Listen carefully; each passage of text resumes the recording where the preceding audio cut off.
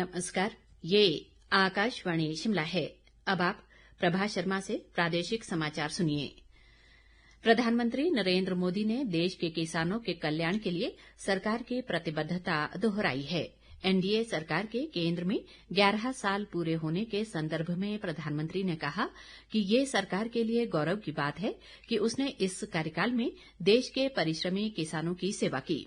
उन्होंने 11 वर्षों में किसानों की समृद्धि के लिए किए सरकार के प्रयासों का उल्लेख किया, जिनसे कृषि क्षेत्र में बड़ा परिवर्तन सुनिश्चित हुआ है। प्रधानमंत्री ने कहा कि सरकार ने मृदा स्वास्थ्य और सिंचाई जैसे मुद्दों पर विशेष ध्यान दिया, जो बहुत लाभकारी सिद्ध हुआ। नरेंद्र मोदी ने कहा कि किसानों के कल्याण के लिए सरकार के प्रयास आने वाले समय में और भी मजबूती से जारी रहेंगे। उपराष्ट्रपति जगदीप धनखड़ ने हिमाचल प्रदेश के दौरे के दूसरे दिन आज सोलन जिले के नौणी स्थित बागवानी व वानिकी विश्वविद्यालय के शोधार्थियों और प्राध्यापकों के साथ संवाद किया। अपने संबोधन में उन्होंने विद्यार्थियों को कृषि व बागवानी की नई तकनीकों से अवगत करवाने का आह्वान किया।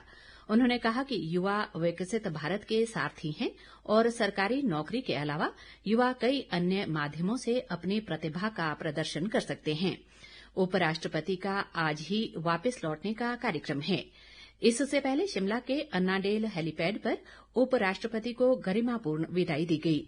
इस अवसर पर राज्यपाल शिव प्रताप शुक्ल, मुख्यमंत्री सुखविंदर सिंह सुक्खू, उप मुख्यमंत्री मुकेश अग्निहोत्री और लोक निर्माण मंत्री विक्रमादित्य सिंह सहित राज्य सरकार के वरिष्ठ अधिकारी भी मौजूद रहे।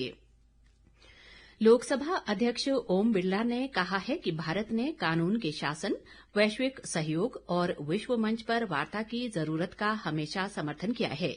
ब्राजील के ब्रासिलिया में ब्रिक्स संसदीय मंच की 11वीं बैठक में भारतीय प्रतिनिधिमंडल का नेतृत्व करने के बाद साझा किए गए एक वीडियो में उन्होंने कहा कि उनकी सार्थक वार्ता और विचारों का आदान प्रदान हुआ।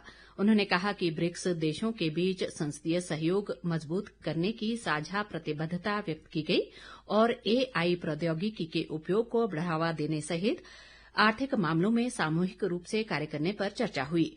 लोकसभा अध्यक्ष ने ये भी कहा कि ब्रिक्स के सदस्य देशों ने पहलगाम में हुए आतंकी हमले की निंदा की और संयुक्त प्रयासों से आतंकवाद के खिलाफ जीरो टॉलरेंस की नीति अपनाने पर जोर दिया।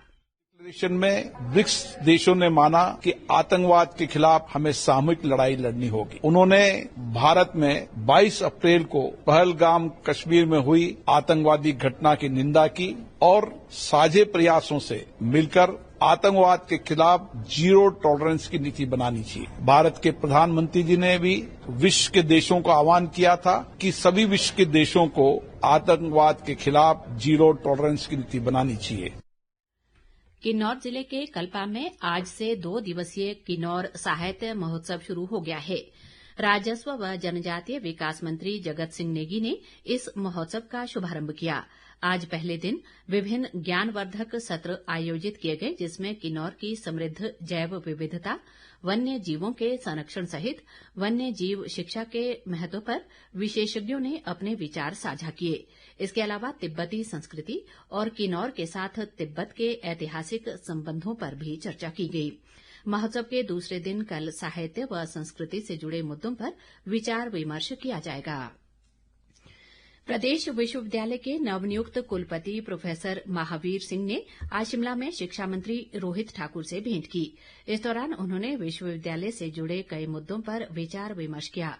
शिक्षा मंत्री ने नवनियुक्त कुलपति को उनके सफल कार्यकाल के लिए शुभकामनाएं दी और उम्मीद जताई कि उनके मार्गदर्शन में विश्वविद्यालय सफलता के नए आयाम स्थापित करेगा। भारत में बेहद गरीबी की हालत में रहने वालों की संख्या कम करने की दिशा में उल्लेखनीय सफलता मिली है। 2011-12 से 2022-23 के बीच 26 करोड़ 90 लाख लोगों को बेहद गरीबी की हालत से बाहर निकाला गया। विश्व बैंक के ताजा आंकड़ों के अनुसार गरीबी की ये दर जहां 2011-12 में 27.1% थी, वहीं ये 2022-23 में घटकर 5.3% रह गई। इसी के साथ ये समाचार बुलेटिन समाप्त हुआ। हमारा अगला बुलेटिन आप सुन सकते हैं शाम 6 बजे। नमस्कार।